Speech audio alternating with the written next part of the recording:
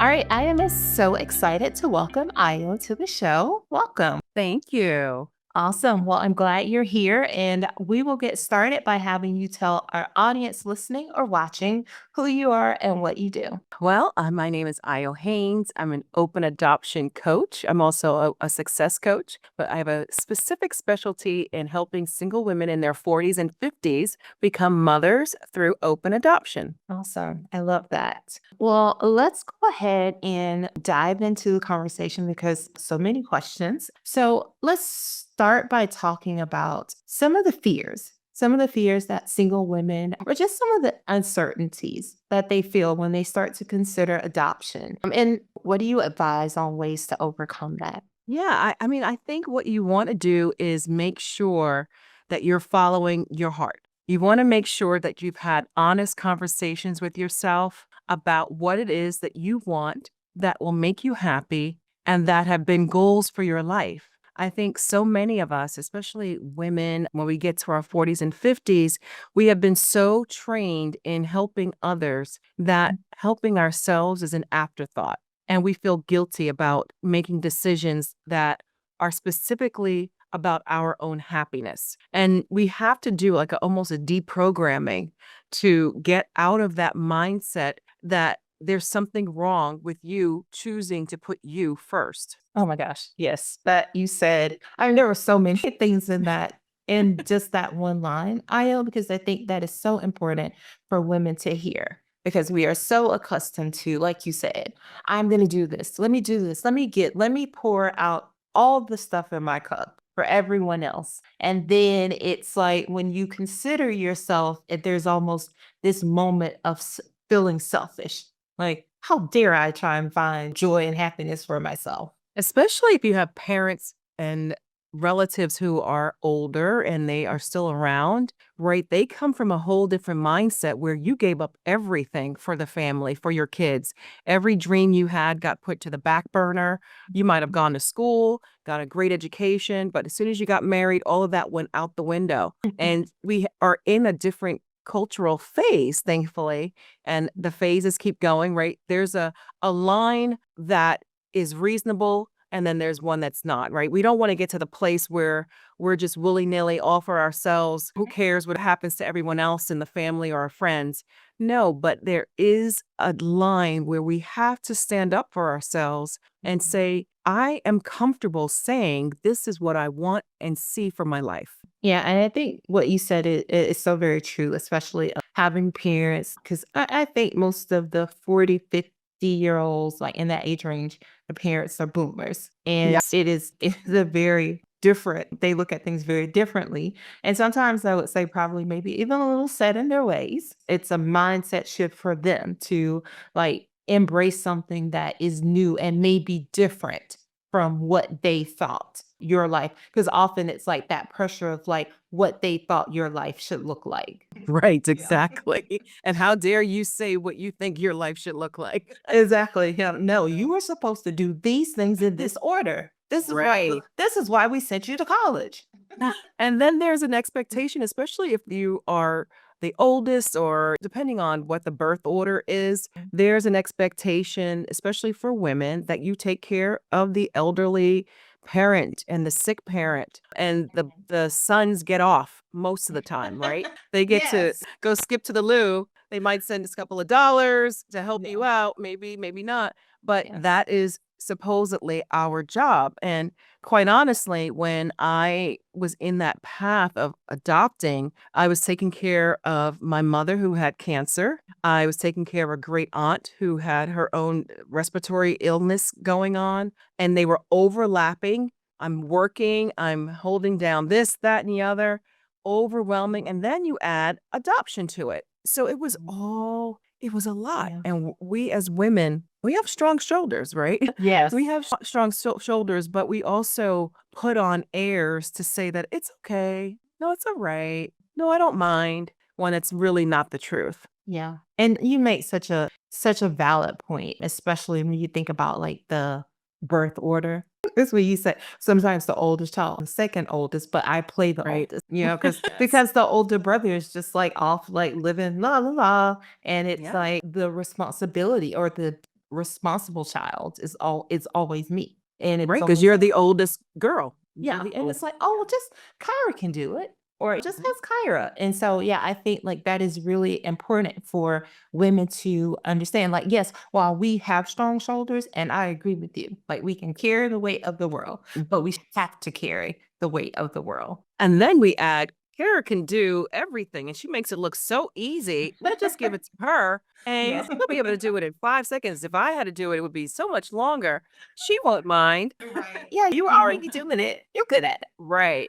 And then that goes with the check on your strong friends, your strong girlfriends to see Right. how they're doing, because then it becomes hard to say, you know what, this is actually really difficult.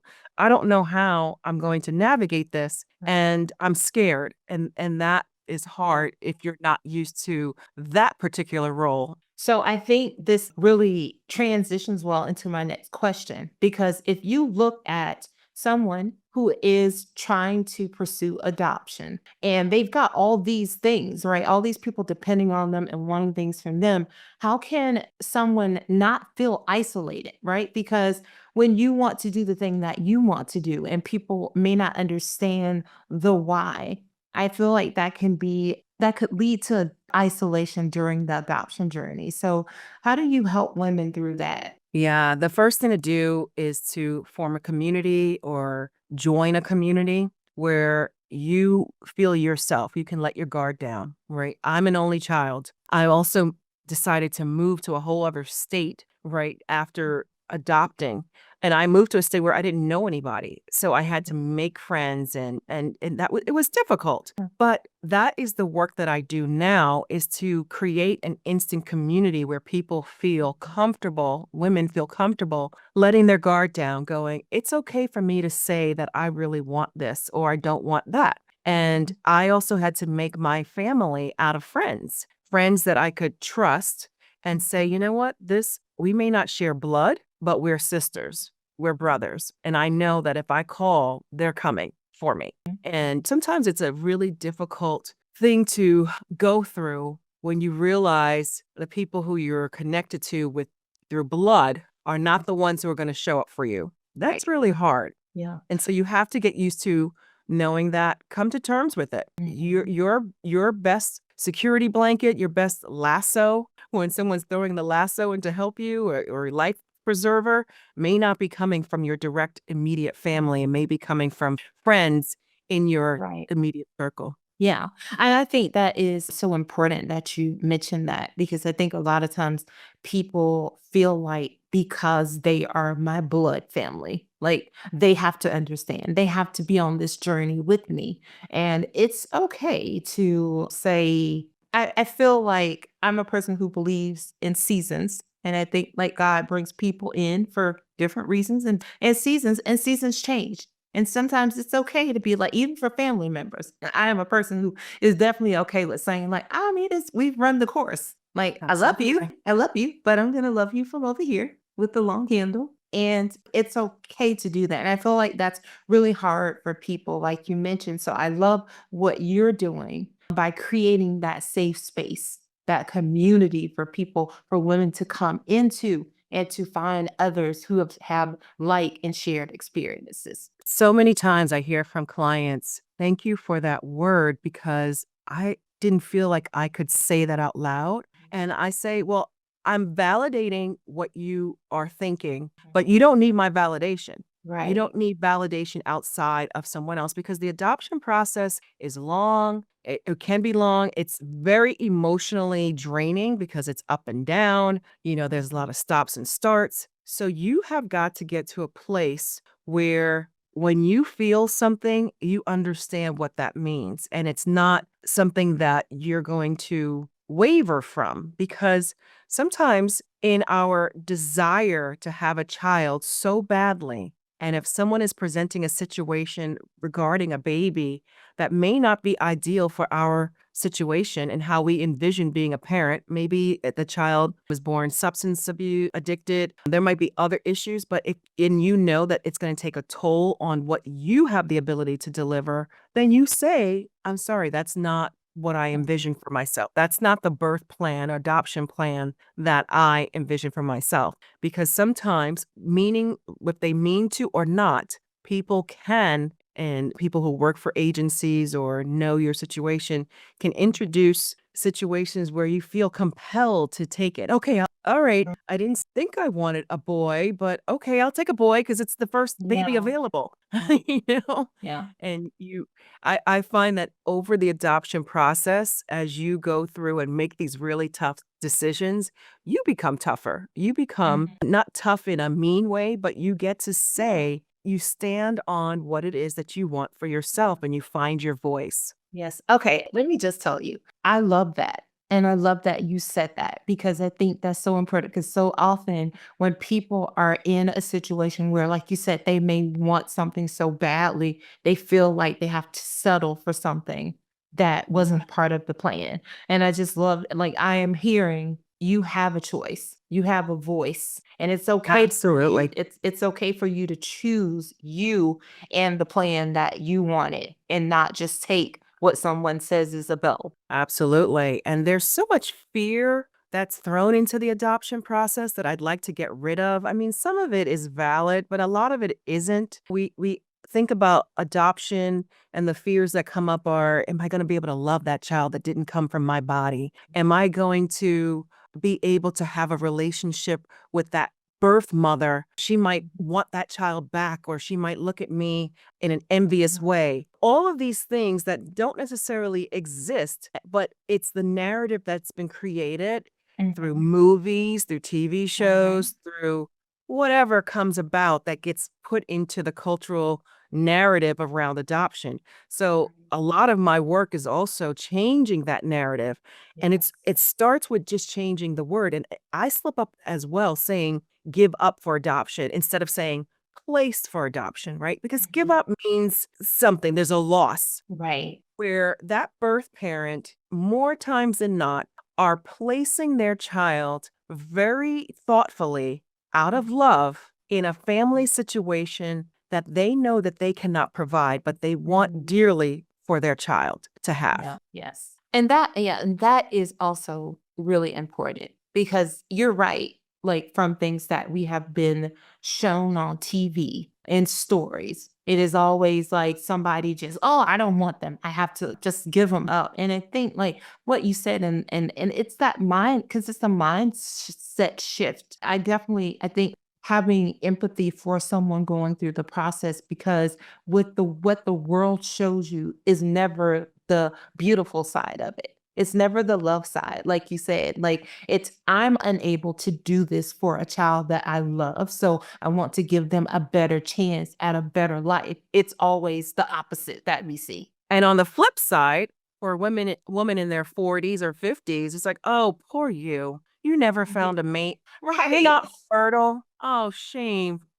I'm so sorry." You know? Yes, yes, yes. You that that is so true. It is always that whether like it's someone looking to adopt or if it's someone that just didn't have children. Oh, oh, poor thing. Like, oh, sorry you weren't able to. And it's like, please stop. Like, please stop with the narrative. Just please go into it and just have grace for people. Exactly. Yeah. And I always say I knew that I wanted to be a single mother once I was in the process, Mhm. and I knew it was gonna be hard. I had no idea how hard though, right? Because it's still you're still doing things by yourself. Mhm. Even if it's comparing to a woman who was married and is now divorced or separated or whatever, no longer with the father of her Mhm. child, right? You still are short 2 hands, 2 eyes, 2 ears, a Yeah. brain, 2 feet. You Yeah, know? yeah, yeah. So it's still hard. It's the same.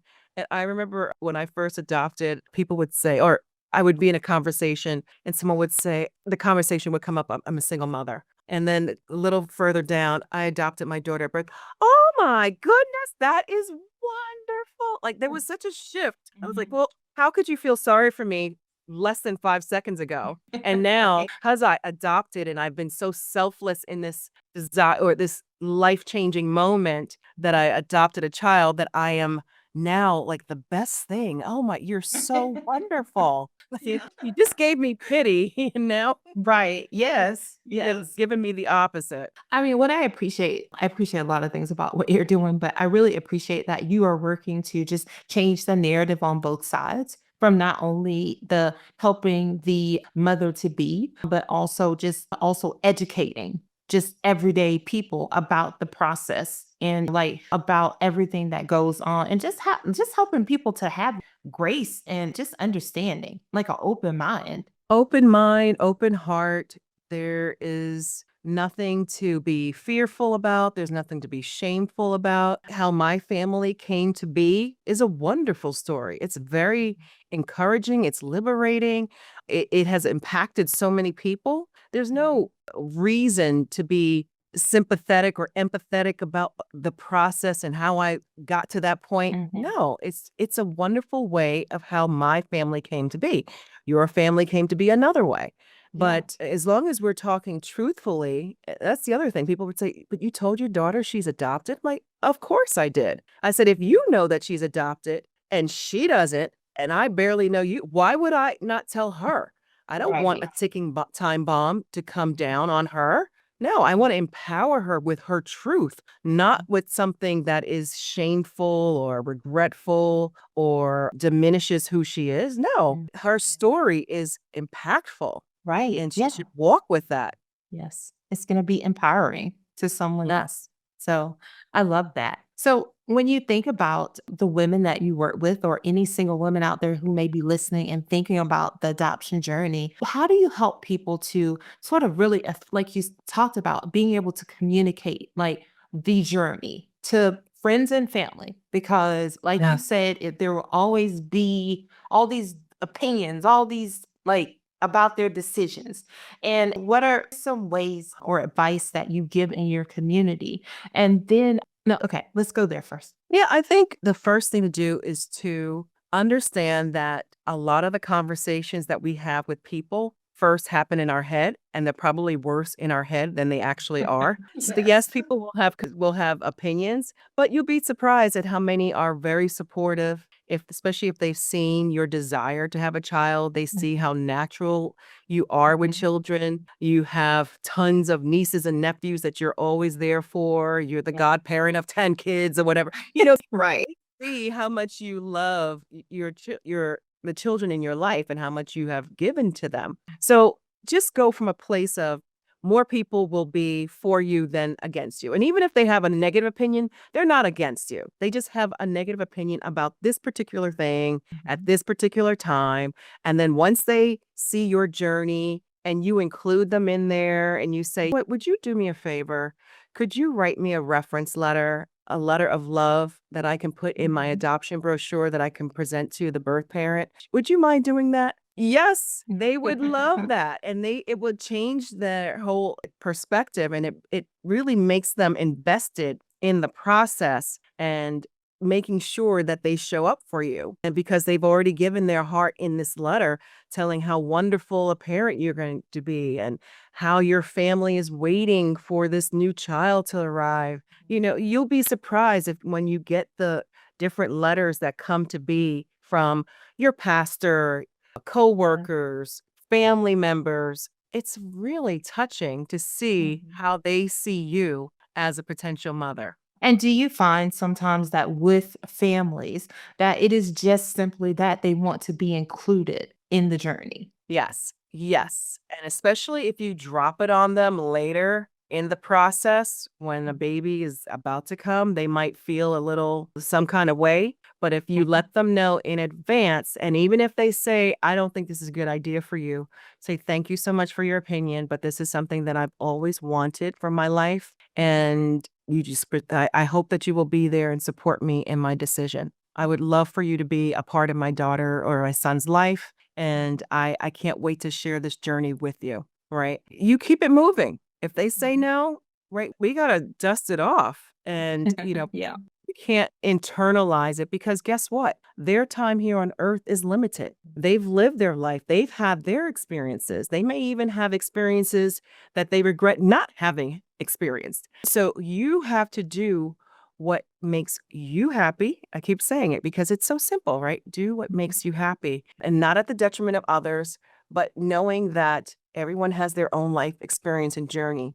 And if God gave you this desire to be a mother and the wherewithal to do it, then go ahead and do it. Yes, yes, yes, yes to all that. So I know we talked about, you did mention about telling the child, disclosing to the child that they are adopted. So when the child is actually born and they are placed with the mother, how does the community show up for that? Because that's when it gets real, right? Like it's like real, Yeah. you're here and we're moving forward. How does your community and how do you show up for your clients during that time? Yeah, so it could be anything from babysitting, which I just did with a new client, right? Oh. Her situation was that her baby came very unexpectedly into her life and with not enough time to get all the things that you need for a baby and set Mhm. up a babysitter who was going to be there. So it's like, all right, girl, I'm off that day. I can work from anywhere. You go to work, you take care of what you need to do, and I'll take care of baby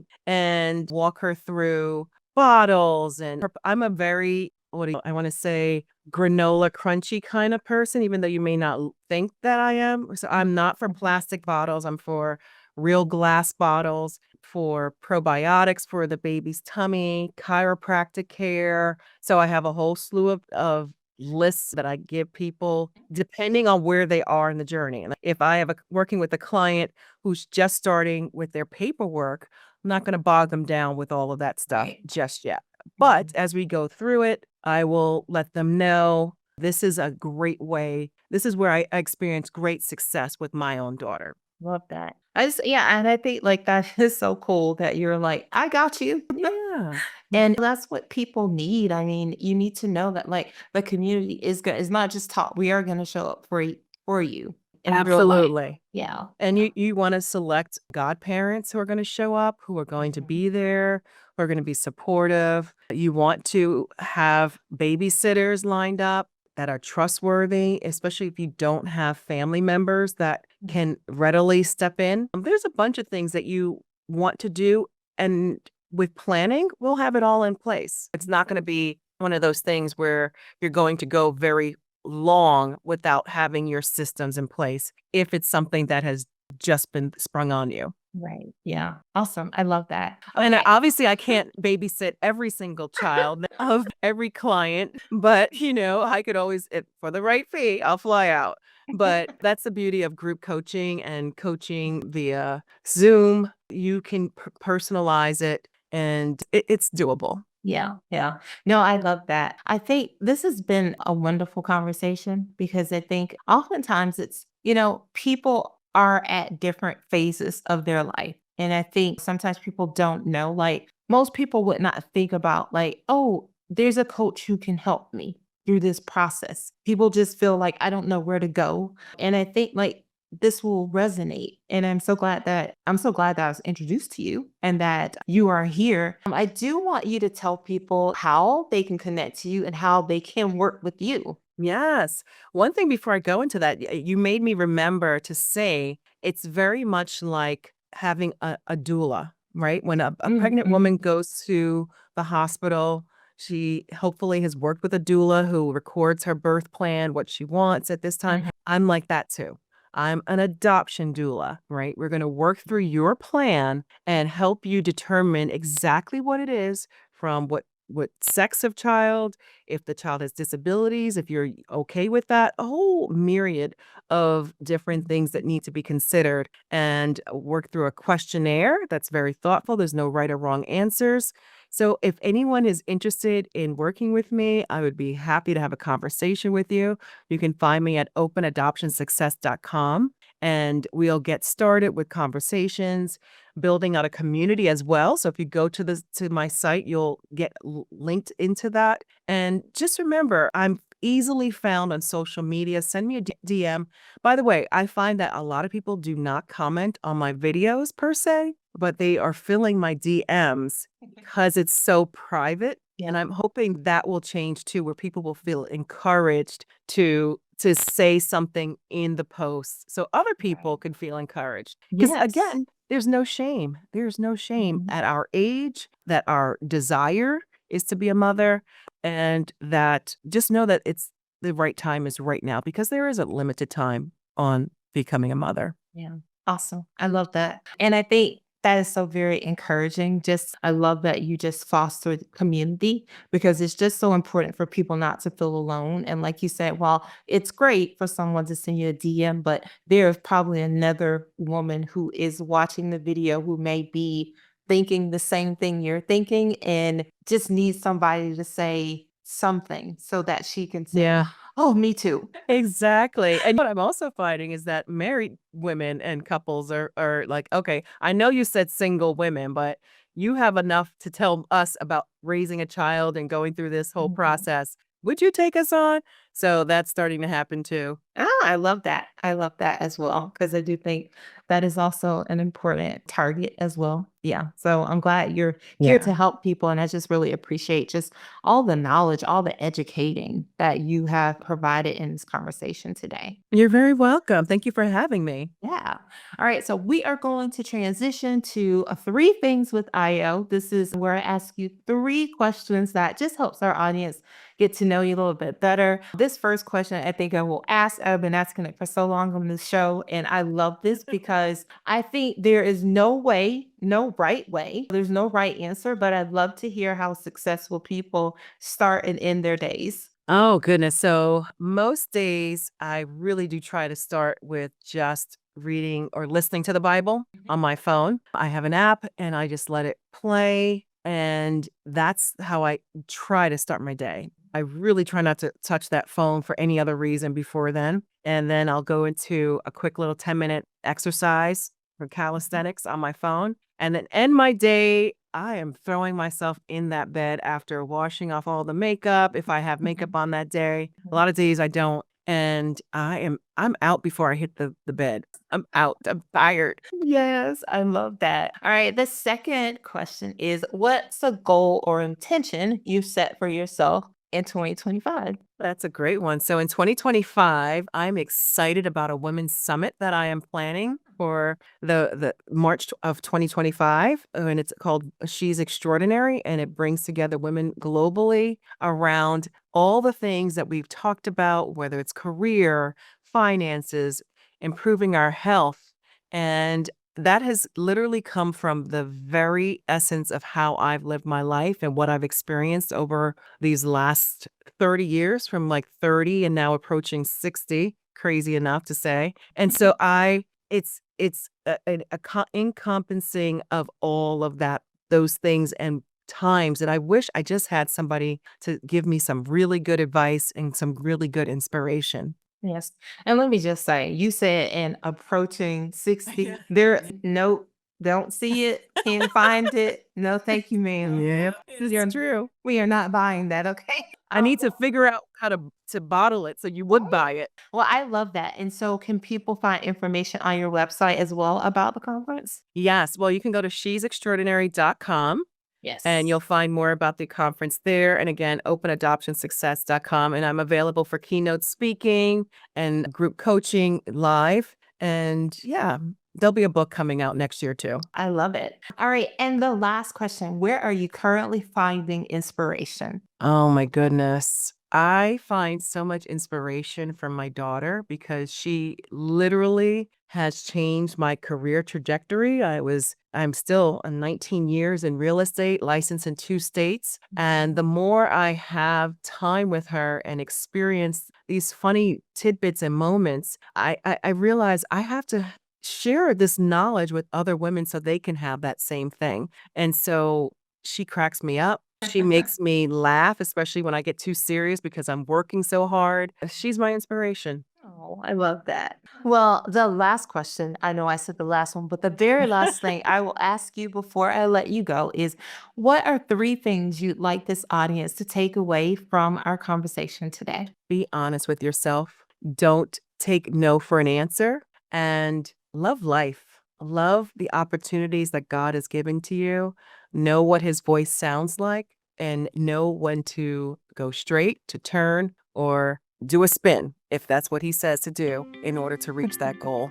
Yes, I love that. I love that. Well, Ayo, I want to just thank you again for coming and just sharing so openly with the community. I know that there are going to be people listening and watching today, or whenever you are listening or watching, this will resonate with. And it's such an important story to share. So thank you for sharing your own story as well as how you are helping women out there today. Thank you for having me. I appreciate you opening up this conversation. Awesome. Well, stay tuned, everyone. I'll be right back.